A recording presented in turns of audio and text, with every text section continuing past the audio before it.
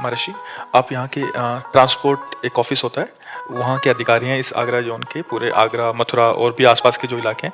आपका ऐसा एक कहना था कि आजकल बहुत सारे एक्सीडेंट केसेस बढ़ गए हैं महाराज जी, जो ट्रैफिक में या मतलब आपस में भिड़ गए। उसका मुख्य कारण है दो चीज़ें, एक तो नशादी युक्त होकर गाड़ी चलाना और एक बहुत तेज गाड़ी चलाना, जिससे खुद की भी जान पे खतरा हो जाता है और किसी के ऊपर भी गाड़ी चढ़ा सकते हैं। महाराज जी, उसको हम कैसे कंट्रोल किया जा सकता है या कैसे? इसको हमारी आध्यात्मिक भाषा में प्रमाद स्थिति कहते हैं। प्रमाद स्थिति, प्रमाद स्थिति एक तमोगुण से आती है और एक शराब पीने से आती है, गांजा पीने से आती है। असावधान स्थिति अगर हम ड्राइवर होकर के करेंगे तो हमें अपनी जान की बात नहीं, कईयों की जान चली जाएगी।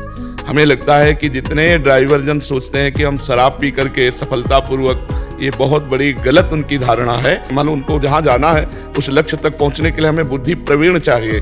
जरा सा हमारा चूक होने में न जाने कितने लोगों की जान जा सकती है। हमारी तो जा सकती है, अब बड़ी गाड़ी है, ट्रक है, जरा सा बहक गई तो कई गाड़ियों को नुकसान पहुँच सकता है, कई व्यक्तियों की जान चली ही जाती है।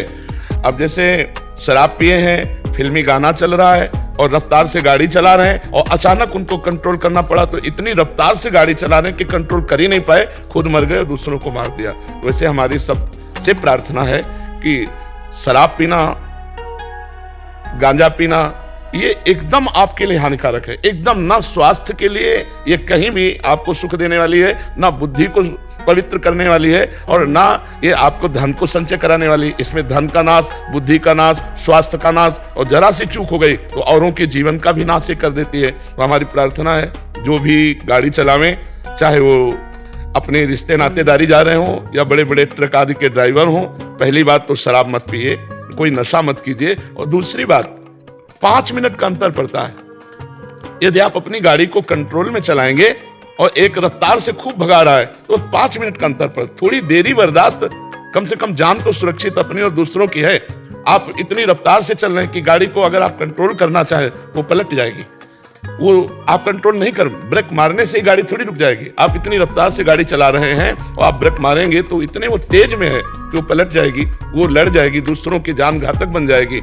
इसलिए भले थोड़ा समय लग जाए, धैर्यपूर्वक आप रफ्तार उतनी ही चलाएं जितनी हमारी सरकार अलाउ करती है कि इस रोड पर इतनी रफ्तार से आप चल सकते हैं, तो बचत हो जाए। और दूसरी बात, जब ड्राइविंग करें तो आपको सावधान रहना है।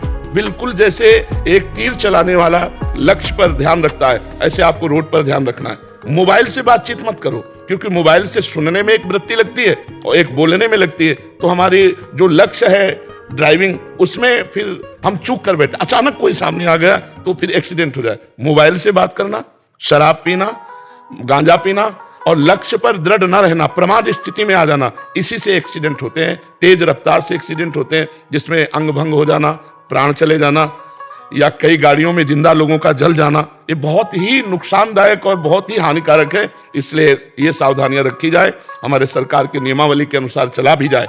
कहाँ से आपको क्रॉस करना है, कैसे आपको किससे आगे निकलना है, कैसे आपको किससे चलना है, ये हमारे ड्राइवर को सिखाए जाते होंगे जरूर।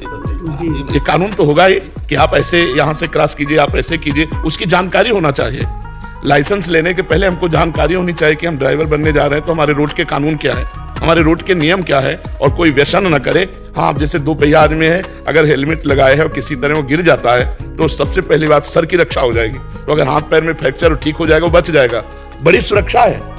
अगर आप हेलमेट लगाएं, आंखों में कोई कीड़ा नहीं जाएगा, कोई चूक हो जाती है, गिर जाते हैं तो आपका सर सुरक्षित, दिमाग सुरक्षित है और शरीर के कोई अंग भंग हो गए तो जीने की एक जगह है। अगर दिमाग में चोट लग गई तो जीने की आशा ही खत्म हो जाती है। तो इसलिए सावधानियां रखी जाए।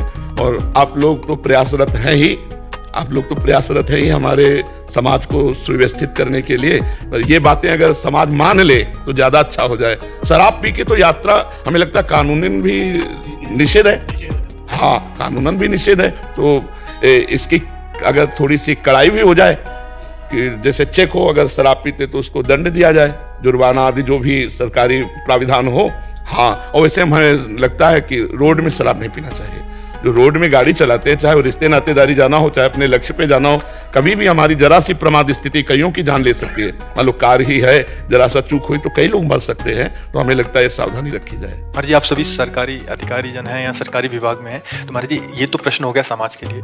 एक प्रश्न महाराज जी, ये क्या किन किन चीजों का ध्यान रखें जिससे ये धर्म पूर्वक भगवत प्राप्ति और इस जीवन के मनुष्य जीवन का भी हमारे शास्त्र ही इसके साक्षी हैं कि किस तरह से हमें चलना चाहिए। तो सबसे पहली बात, हमें भय और प्रलोभन से अपने धर्म से च्युत नहीं होना चाहिए। किसी भी प्रलोभन में आकर हम अपने अधिकार का दुरुपयोग न करें, किसी भी भय से आकर हम अपने अधिकार का दुरुपयोग न करें। अगर हम गृहस्थ में हैं तो हम अपनी पत्नी के सिवा किसी दूसरी स्त्री की तरफ काम भाव से न देखें। जो हमें सरकारी पेमेंट मिलती है हम उसी से जीना सीखें। जो अधर्म का धन आएगा हमारे परिवार की बुद्धि भ्रष्ट कर देगा, हमारे बच्चों की बुद्धि भ्रष्ट कर देगा, अशांति पैदा कर देगा। और जो हमें खाली समय मिले, यदि हम नाम जप करें तो हमारा क्या घाटा हो जाएगा। राम कृष्ण हरि शिव, जो नाम प्रिय हो भगवान का, जब आपको समय मिला तो नाम जप कर लिया और जो कर्म किया उसको पूजा मानकर भगवान के चरणों में समर्पित कर दो तो कर्मयोग बन जाएगा।